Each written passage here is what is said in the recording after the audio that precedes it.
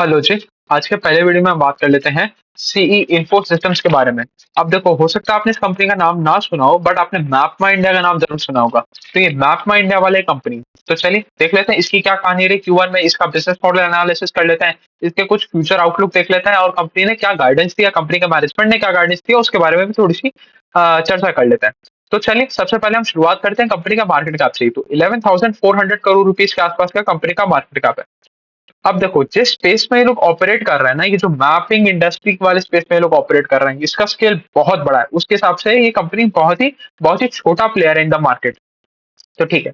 अब वो इंडस्ट्री कितना भी बड़ा हो, इंडस्ट्री किसी भी रेट से ग्रो कर रहा हो, हमें एंड ऑफ द डे मतलब है कंपनी कितना रेवेन्यू ग्रोथ लेके आ पा रहा है, कंपनी कितना पार्ट में ग्रोथ लेके आ पा रहा है। अगर जो पार्ट में ग्रोथ है वो ज्यादा है एज कम्पेयर टू आपका रेवेन्यू ग्रोथ, तो हमें ऑपरेटिंग लेवरेज भी मिल रहा है, बहुत ही अच्छी बात है।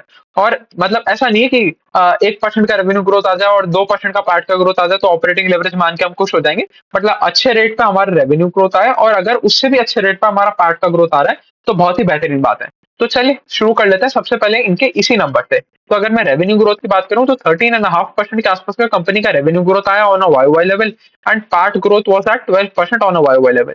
तो जितनी हम कहानी कर रहे हैं कि जितना बड़ा स्केल है कंपनी का ऑपरेशंस का, और जितना बड़ा इंडस्ट्री का स्केल है, उसके हिसाब से तो नंबर्स अच्छे आए नहीं। बट इसके काफी सारे कारण है, जिसमें से सबसे बड़ा कारण यह है कि एक बी टू बी बिजनेस है। तो बी टू बी बिजनेस में क्या होता है, आपके रेवेन्यू में लंपीनेस रहती है। कभी भी आप एक स्ट्रेट लाइन खींच के ये नहीं बोल सकते कि ये company her quarter on quarter 15, 16, 17% के आसपास से ग्रोथ करता हुआ लेके आ जाएगा। तो जब आप बी टू बी बिजनेस होते हो, तो कई बार आपका ऐसा होता है कि आपको क्वार्टर वन में हो सकता है बिजनेस कम मिले, हो सकता है क्वार्टर टू में ही आपको पूरे साल का बिजनेस मिल जाए, एकदम से आपके ऑर्डर बुक बढ़ जाए, और उसके बाद आपको 2, 3 क्वार्टर तक कोई ऑर्डर ही ना मिले। तो ये सारी लंपीनेस रहती है बिजनेस में, और यही कंपनी का मैनेजमेंट भी बोलता है। कंपनी का मैनेजमेंट इसीलिए बोलता है कि आप financial year to financial year basis पे नंबर को टैली करो, वाई वाई लेवल पे नंबर को कंपेयर करो। आप ऐसे क्वार्टर ऑन क्वार्टर रिजल्ट मत देखो, मतलब इन टर्म्स ऑफ ग्रोथ मत देखो। तो ठीक है। ये बात भी चलो आपकी मान ली। इस बार इनका एक दो रीजन और थे जिसकी वजह से ये चीज हुई। तो अगर मैं बात करूं, अच्छा बिल्कुल सिंपल तरीके से समझ लेते हैं। ये लोग जो मैप्स बनाते हैं तो ये गाड़ियों में लगते हैं कि भाई अगर आप आज की डेट में कोई भी नई गाड़ी देखने जाओगे, तो सब में नेविगेशन सिस्टम है। तो जो नेविगेशन सिस्टम है उसके लिए कोई ना कोई कंपनी तो मैप बना ही रहा होगा ना। तो इनके दो मेन कॉम्पिटिटर है इंडिया में। एक तो मैपमा इंडिया का एक कॉम्पिटिटर तो है गूगल मैप्स, और दूसरा कॉम्पिटिटर है ओला मैप्स। तो ओला मैप्स तो अभी रिसेंटली मार्केट में एंटर हुआ है। तो अगर आप कोई भी गाड़ी खरीदने जाओगे, तो इन तीन में से किसी एक कंपनी का आपको मैप उसमें लगा हुआ देखने को मिलेगा। तो चलिए, अब ये भी चीज हमने समझ ली। तो अब इनके इस बार रेवेन्यू में हमें इतना कम ग्रोथ देखने को क्यों मिला? क्योंकि इनका एक पार्टनरशिप था हुंडई और किया के साथ।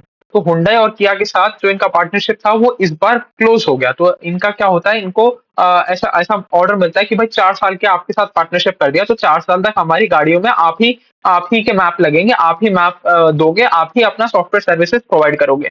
तो उनका जो 4 साल का कॉन्ट्रैक्ट था वो खत्म हो गया इस वाले क्वार्टर में, और हुंडई का कॉन्ट्रैक्ट रिन्यू भी हो गया। बट रिन्यूअल में और जो जो पुराना पुराना कॉन्ट्रैक्ट था उसको फेज आउट करने में एक क्वार्टर का बीच में फर्क आ गया। तो Q1 में जो आपका नया कॉन्ट्रैक्ट आया उसका रेवेन्यू ऐड नहीं हुआ, इसलिए हमें रेवेन्यू में ग्रोथ थोड़ा सा कम देखने को मिला। तो एक ये रीजन भी है। तो ठीक है, इसको हम एकदम बुरे तरीके से नहीं देखना चाहिए, बट हाँ ऐसा समझना चाहिए कि भाई ये नेचर ऑफ द बिजनेस है कि बी टू बी बिजनेस है, तो कई बार ऐसा हो सकता है कि हमें थोड़ा सा ग्रोथ कम देखने को मिले। बट हाँ, अगर over a longer period of time की भाई वाई वाई लेवल पे financial year to financial year basis पे कंपनी अच्छे रेट पे ग्रो कर पा रहा है, अपना ढंग से सेगमेंटेशन कर पा रहा है, तो बहुत ही बेहतरीन बात है। अब चलिए इनके दो जो मेन प्रोडक्ट है उनके बारे में बात कर लेते हैं। तो इनके दो मेन प्रोडक्ट की बात करूं, तो एक तो है इनका मैप्स वाला बिजनेस, और दूसरा है इनका हार्डवेयर वाला बिजनेस। तो सबसे पहले मैप वाले बिजनेस से स्टार्ट कर लेते हैं, क्योंकि मैप वाला बिजनेस ही है जो almost 75 to 80% of the total revenue contribution लेके आ रहा है। और ये एकदम एकदम सॉफ्टवेयर वाला बिजनेस है, तो ग्रॉस मार्जिन भी बहुत ज्यादा है, इसमें 50-60% के आसपास का ग्रॉस मार्जिन है। तो बेसिकली इसमें कहानी क्या होती है कि ये लोग जाके हर जगह के रोड को मैप करके आते हैं। जो बेसिकली जो आप गूगल मैप यूज करते हो वो ही काम कर रहे हैं, कि आपके हर गली नुक्कड़ की रोड को इन्होंने अपने मैप के ऊपर लेके आ रखा है, और आप इनका मैप यूज करके कैसे मतलब सोर्स टू डेस्टिनेशन पहुंच सकते हो। और ये मैप सर्विसेज बहुत सारी कंपनियों को प्रोवाइड करते हैं। अगर हम अपना डे टू डे वाला एग्जांपल ही लें, तो आपको पता चलेगा कि भाई जैसे आप स्विगी या जोमेटो से कोई भी ऑर्डर करते हो, तो ऑर्डर करते में वो आपको दिखाता है ना कि डिलीवरी पर्सन कहाँ तक आ गया है। तो वो किस तरीके से आता है, वो इन मैप्स के थ्रू ही आता है। इन मैप्स के थ्रू ही वो आपको दिख रहा है कि वो बंदा आपके रेस्टोरेंट से निकल के और रेस्टोरेंट से निकल के आपके घर तक आ रहा है। वो जो मैप डिज़ाइन होता है कि भाई इस वाला ये वाला रूट पकड़ के हमारा बंदा आपके पास पहुँच रहा है, तो वो इन्हीं मैपिंग सर्विसेज़ के थ्रू होता है। उसके अलावा अगर बात करूँ कि कि अगर हम बात करें कि बहुत सारी आईओटी डिवाइसेस भी उसी में लगी हुई होती हैं कि जो बंदे की जो डिलीवरी बॉय है उसकी बाइक में एक आईओटी डिवाइस भी लगी होगी जो उसको ट्रैक करते हुए आ रही है जिससे आपको पता चल जाए कि वो कहाँ तक पहुंचा। Same goes with Ola cabs. तो अगर आपने कोई भी कैब बुक करी तो आपको पता चलता है ना कि ड्राइवर कहाँ पर खड़ा है, वहां से किस तरफ मूव कर रहा है, आपकी तरफ आ रहा है या नहीं आ रहा है, वो भी आपको इन्हीं मैप्स के थ्रू पता चलता है। तो मतलब कोई भरमार है इनके पास ऑर्डर की। तो कभी भी ऐसा नहीं हो सकता कि जो इंडस्ट्री है, इंडस्ट्री में स्लो डाउन आ रहा है कि मैप्स का रिक्वायरमेंट कम हो गया। अगर मैं आपको और भी ज्यादा इनोवेटिव चीजें बताऊं तो इनको अभी गवर्नमेंट से भी एक ऑर्डर मिला है। तो गवर्नमेंट से एक ऑर्डर मिला है जहां पर ये फ्लड की सिचुएशन असेस करने के लिए 3D मैप बनाएंगे। तो अगर किसी सिटी में फ्लड हो जाता है तो 3D मैपिंग के जरिए क्या पता चलेगा कि भाई जब जब बहुत ज्यादा बारिश हो रही है, जब बाढ़ वाली स्थिति बन रही है, तो पानी जाके कलेक्ट कहाँ हो रहा है। अब उस वो जगह का आपको पता चलेगा कि 3D मैपिंग है तो आपको पता चलेगा कि लोअर लाइंग एरियाज कौन से हैं, जो हायर ग्राउंड्स कौन से हैं, फिर पानी कहाँ पर जाके इकट्ठा हो रहा है और इकट्ठा होने के बाद फिर आप उसको किस तरीके से वहां से हटा सकते हो, फ्लडिंग की सिचुएशन को अवॉइड कर सकते हो। आगे के जो फर्दर कंस्ट्रक्शन आपने प्लान कर रखा है उनको किस तरीके से आप ऑल्टर कर सकते हो या उसमें कोई चेंजेस करने की जरूरत है या नहीं है। इस तरीके के इनको ऑर्डर मिलते हैं। तो मतलब कभी भी इंडस्ट्री में आपको बाइट साइज कोई भी कमी देखने को नहीं मिलेगा कि भाई मैप बनाने वाली कंपनियों का इंडस्ट्री बढ़ नहीं रहा। तो सारी की सारी जिम्मेदारी आ जाती है कंपनी पे कि वो कंपनी अच्छे रेट पे ग्रो करे। ये कहानी भी हो गया। अब स्केलेबिलिटी की बात कर लेते हैं क्योंकि हमने देखा था कि यहाँ पर 50-60% के आसपास का ग्रॉस मार्जिन है।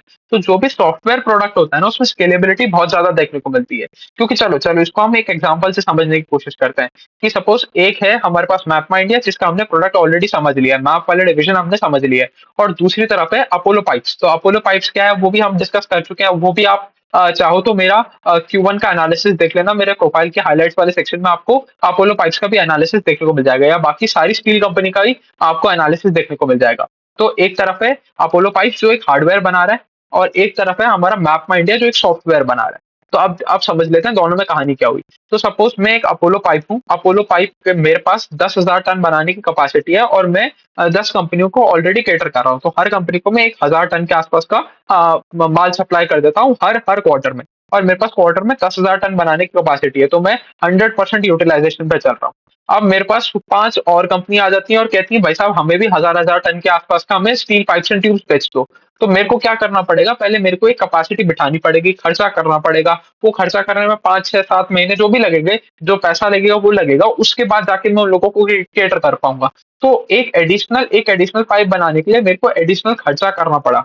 तो ये हो गया थोड़ा सा कम स्केलेबल बिजनेस मॉडल कि आपको स्केल करने में प्रॉब्लम हो रही है, उस पेस पे आप स्केल नहीं कर पा रहे जितना आप सॉफ्टवेयर को कर पा रहे हो। ठीक है। अब यहाँ पर मैप माई इंडिया के केस में समझते हैं। अब मैं मैप माई इंडिया हूँ और मैं अपने मैप्स 5 गाड़ी की कंपनियों को प्रोवाइड कर रहा हूँ। मैं हुंडई को प्रोवाइड कर रहा हूँ, मैं मारुति को प्रोवाइड कर रहा हूँ, मैं महिंद्रा को प्रोवाइड कर रहा हूँ, मैं होंडा को प्रोवाइड कर रहा हूँ और एक चलो और कंपनी ले लो, मैं वोक्सवैगन को भी प्रोवाइड कर रहा हूँ। तो ये 5 कंपनियों को मैं प्रोवाइड कर रहा हूँ। अब कल को मेरे पास और 5 कंपनी आ जाती है, मेरे पास मर्सिडीज आ जाता है, बीएमडब्ल्यू आ जाता है, वोल्वो आ जाता है और कोई 2 कंपनी और ले लो। वो 2 कंपनी आ जाती हैं और कहती हैं भाई साहब आपके मैप मेरे को भी इस्तेमाल कर रहे हैं। तो मैं कह दूंगा ले ले भाई, तू भी जा, तू भी मेरा एपीआई ले ले, मेरे को पैसा दे दे और अपनी अपनी गाड़ी में अपना मैप डाल दे, मेरा सॉफ्टवेयर डाल दे, तेरा मैप चल जाएगा। सिंपल। तो देखो कितना आसान है इनके लिए स्केल करना। इसीलिए आपको देखने को मिलेगा जो सॉफ्टवेयर वाला बिजनेस होता है उसमें स्केलेबिलिटी बहुत ज्यादा होती है और ग्रॉस मार्जिन भी बहुत ज्यादा होता है क्योंकि इनको कोई एडिशनल खर्चा तो करना नहीं पड़ा। अब ऐसा तो है नहीं कि बीएमडब्ल्यू के लिए जाके सारी की सारी रोड की वापस मैपिंग करके आएंगे, फिर मर्सिडीज आएगा तो मर्सिडीज के लिए फिर वापस जाके पूरे हिंदुस्तान की सारी रोड की मैपिंग करने आएंगे। तो इनके लिए इंक्रीमेंटल कॉस्ट क्या है कि एक तो सर्वर अपने अपग्रेड करके रखना कि भाई अब हम 100 से 1,000 गाड़ियां भी कैटर कर पाए, 1,000 से 1 लाख गाड़ी भी कैटर कर पाए और 1 लाख से 10 लाख गाड़ी भी कैटर कर पाए। तो इनकी एक तो हो गई कॉस्ट सर्वर की। दूसरी कॉस्ट क्या हो गई कि सरकार ने 10 नए हाईवे बना दिए। तो 10 नए हाईवे को तो आपको मैप करना पड़ेगा ना अपने अपने मैप के अंदर। तो वो है आपकी कॉस्ट। इसके अलावा आपके कोई इंक्रीमेंटल कॉस्ट नहीं है, कोई क्लाइंट ऑनबोर्डिंग की कोई कॉस्ट नहीं है। तो इसलिए हाईली स्केलेबल बिजनेस मॉडल है। अब देखो, अब हम बात कर लेते हैं इनके थोड़े से कॉम्पिटिटर की कंपटीशन के बारे में मैनेजमेंट का क्या कमेंटरी है। तो जैसा हमने देखा कि इंडियन मार्केट में 3 ही मेन प्लेयर हैं। अभी ओला मैप रिसेंटली एंटर किया है, मैप माई इंडिया और गूगल मैप। तो 3 प्लेयर हैं। तीनों जो बचे हुए दोनों प्लेयर हैं उनके बारे में मैनेजमेंट का क्या कमेंटरी है उसके बारे में डिस्कशन कर लेते हैं। सबसे पहले तो इनका थोड़ा-सा टसल चल रहा है, लीगल बैटल चल रहा है विथ ओला मैप्स। तो ओला इलेक्ट्रिक के साथ इनका थोड़ा-सा बैटल चल रहा है, क्योंकि पहले ओला इन्हीं के मैप्स यूज़ किया करता था और अब इन्होंने खुद के अब ओला वालों ने खुद के मैप्स लॉन्च कर दिए। तो इनका कहना है कि हमारे हमारे जो एग्रीमेंट हुआ था उससे अगेंस्ट में जाके इन्होंने कुछ-कुछ काम किए और हमारी कुछ-कुछ टेक्नोलॉजी, हमारा कुछ-कुछ जो रिसर्च था, वो इन्होंने अपने अपने प्रोडक्ट में यूज़ कर लिया। तो ये इन्होंने काम गलत किया है। तो उसके लिए चलो जो लड़ाई लड़ रहे हैं वो उनको लड़ने दो। और अगर मैं उनके क्वालिटी की बात करूँ कि जो मैनेजमेंट ने बताया कि ओला मैप्स का क्वालिटी कैसा है, तो कहते हैं उनकी औकात ही नहीं है हमारे से लड़ाई करने की, कि हमारा map is far superior to than the likes of Ola maps. तो हमारा बहुत ही बेहतरीन प्रोडक्ट है और आप कभी कंपेयर कर ही नहीं सकते। तो देखो, मैनेजमेंट का सिंपल सा रूल है कि कहता है कि भैया हमारे प्रोडक्ट में ट्रांज़िशन करना इज़ वेरी वेरी डिफिकल्ट। तो अगर आप एक कंपनी हो जो आज के दिन मैप माई इंडिया का प्रोडक्ट यूज कर रहा है, तो आपके लिए ट्रांजिशन करना from map my India to Ola maps is very very very difficult. और जैसे कि अभी ओला मैप सब कुछ फ्री में प्रोवाइड कर रहा है, तो कंपनी कहता है कि भैया इतना आसान नहीं है कि आप समझो कि हम कंपनी ये देखेगा कि भाई वहां तो सारा काम फ्री हो रहा है, यहाँ पर मैप माई इंडिया पैसा ले रहा है, तो हम उठा के सारा का सारा सिस्टम हम ओला मैप्स पे शिफ्ट कर लेते हैं। इतना आसान नहीं है। और दूसरी चीज, कंपनी वहां पर अगर फ्री भी तब अवेल करेगा ना जब फ्री में कुछ काम हो सकेगा, कि कंपनी का उसमें फ्री में कुछ काम ही नहीं हो सकता। हम इतना अच्छा वैल्यू एडिशन प्रोवाइड करते हैं, वहां पर वो एकदम कचरा प्रोडक्ट दे रहा है फ्री में, तो कचरा को तो कोई फ्री में भी उठा के नहीं लेके जाएगा। एग्जैक्ट वर्ड्स हैं ये मैनेजमेंट के, कि बोले कचरे को तो कोई भी फ्री में भी नहीं उठा के लेके जाएगा, तो वो एज गुड एज कचरा ही है हमारे लिए, कि वो हमारे कंपटीशन में कहीं अड़ता ही नहीं है। अब आ जाते हैं दूसरे कॉम्पिटिटर की बात कर लेते हैं, गूगल मैप्स के बारे में बात कर लेते हैं। तो मैनेजमेंट का कहना है कि गूगल मैप्स बहुत ज्यादा सीरियस लगा नहीं हमें मैपिंग वाले बिजनेस में, कि जैसे एकदम बेसिक फैसिलिटी की बात करें, कि जैसे आपको प्रॉब्लम आती थी ना कि गूगल मैप्स में आपको फ्लाईओवर का नहीं पता चलता था कि भाई फ्लाईओवर के ऊपर से जाना है या नीचे से जाना है, जो अभी इन्होंने थोड़ा-सा इम्प्रूव करके उसमें आपको वॉइस कमांड के थ्रू बता देता है कि आपको फ्लाईओवर से ऊपर से जाना है या नीचे से जाना है। बोले ये हम अपने ऐप में विजुअली बताते हैं और ये हम काफ़ी सालों से ऑलरेडी बताते हुए आ रहे हैं। तो हम जो अपना रिसर्च एंड डेवलपमेंट वाला पार्ट है उसमें बहुत आगे ऑलरेडी निकल चुके हैं और हमारा प्रोडक्ट गूगल मैप से भी बहुत ज़्यादा बेहतरीन है। और हमारे में एकदम विजुअलाइज़ करके आपको दिखाया जाता है, आपकी स्क्रीन पे ही पता चलता है कि आपको कौन से वाला फ्लाईओवर लेना है। इसका कंपनी ने बहुत अच्छा एग्जांपल दिया कि भाई फ्लाईओवर में भी ऐसा तो है नहीं कि आपका एक ही फ्लाईओवर होगा, तो आप सपोज आपके सामने 4 फ्लाईओवर हैं और आपको पता करना है कौन से वाले फ्लाईओवर पे चढ़ना है। तो गूगल मैप का जो वॉइस वाला कमांड है उसमें तो आपको कन्फ्यूजन क्रिएट होगा ना, बट हमारे वाले जो ऐप है, जो हमारा वाला मैप है, उसके ऐप में आपको क्लियर कट पता चलेगा कि आपको कौन से वाला हाईवे लेना है। तो हम way ahead of the industry हैं और हमने बहुत ज़्यादा टेक्नोलॉजिकल एडवांसमेंट कर रखे हैं, तो गूगल मैप भी हमारे कहीं आड़े नहीं आता। दूसरी बात, गूगल मैप के साथ प्राइसिंग की, कि भाई किस तरीके से हम स्टैंड करते हैं इन टर्म्स ऑफ प्राइसिंग। तो कंपनी का ये कहना है कि गूगल गूगल मैप का प्राइसिंग बहुत ही ज्यादा अनस्टेबल रहा है।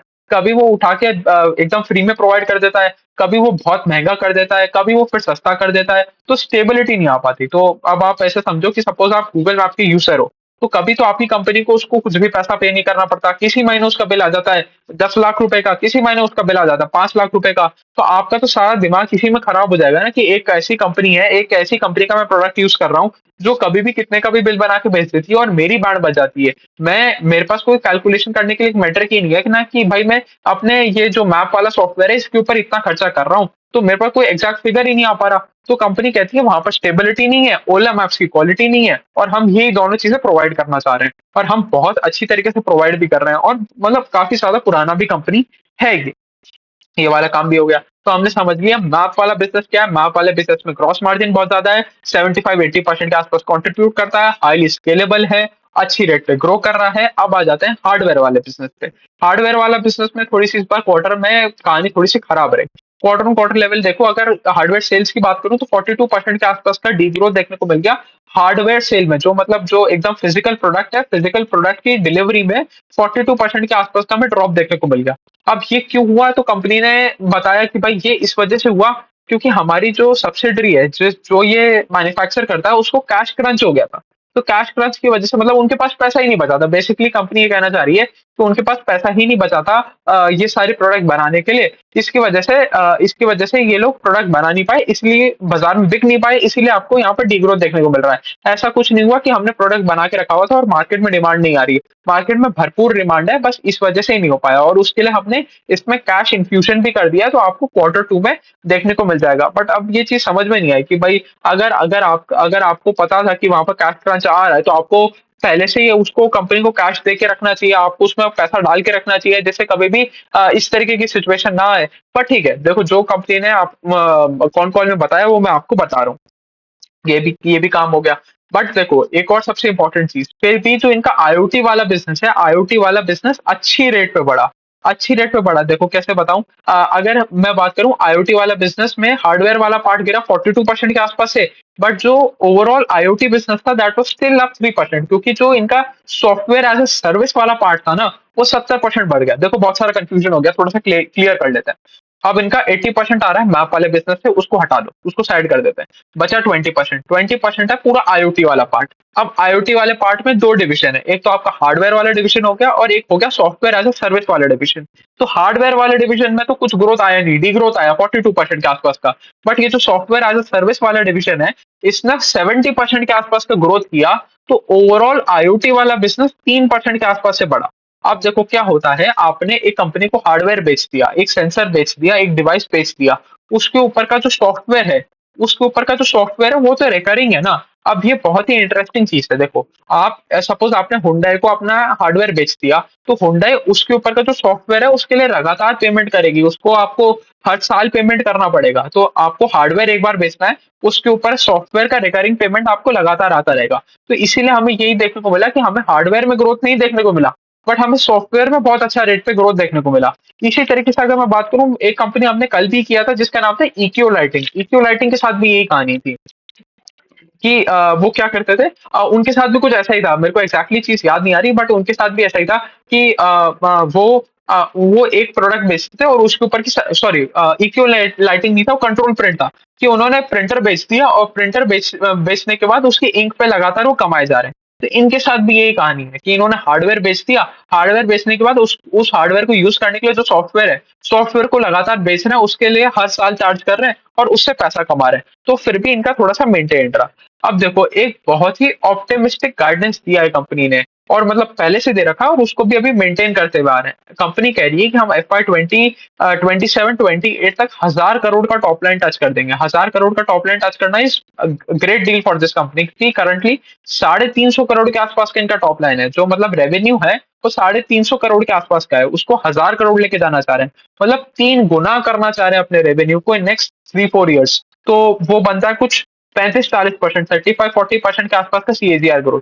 तो बहुत ही ऑप्टिमिस्टिक है, और कंपनी का कहना वही है, देखो रेवेन्यू हमारा लंपी रहेगा, हमारी ऑर्डर बुक थोड़ी सी लंपी रहेगी, क्योंकि हम ऑर्डर बुक से चलने वाला कंपनी है, हम B2B कंपनी है। आप ऐसा मत देखो कि इस बार आपने सिर्फ 13.5% के आसपास का ग्रोथ किया और फिर आप कह रहे हो हम 35-40% के आसपास से ग्रोथ करेंगे। बोले ये हम कर लेंगे, क्योंकि हमें जैसे हमारा वो हुंडई वाला ऑर्डर है, हुंडई वाला ऑर्डर आपको Q2 में देखने को मिलेगा, तो Q2 में आपको बहुत बड़ा बूस्ट देखने को मिल जाएगा आपकी आपके रेवेन्यूज में। तो ऐसा नहीं है कि हम ये अचीव नहीं कर सकते, ये हम बहुत इजीली अचीव कर जाएंगे और यहाँ पर हमें कोई दिक्कत आने वाली है नहीं।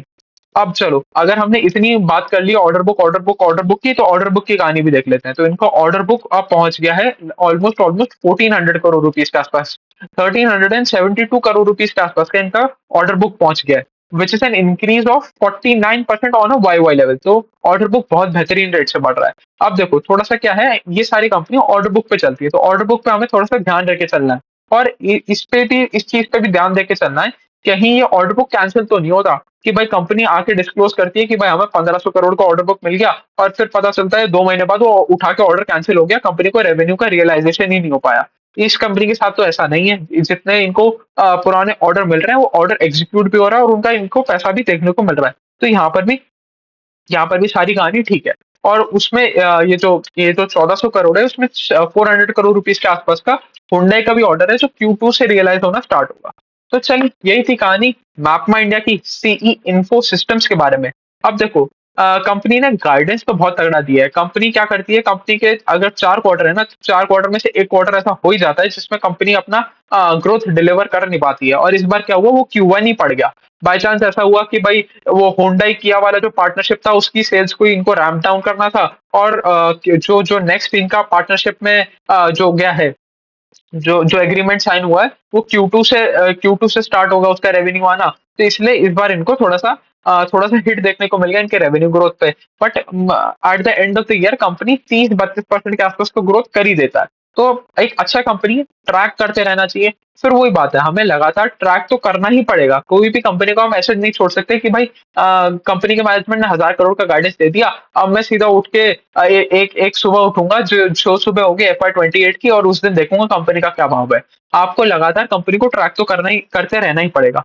तो चलिए, यही थी कहानी सी इन्फो सिस्टम्स के बारे में। अभी के लिए इतना ही रखते हैं। Thank you.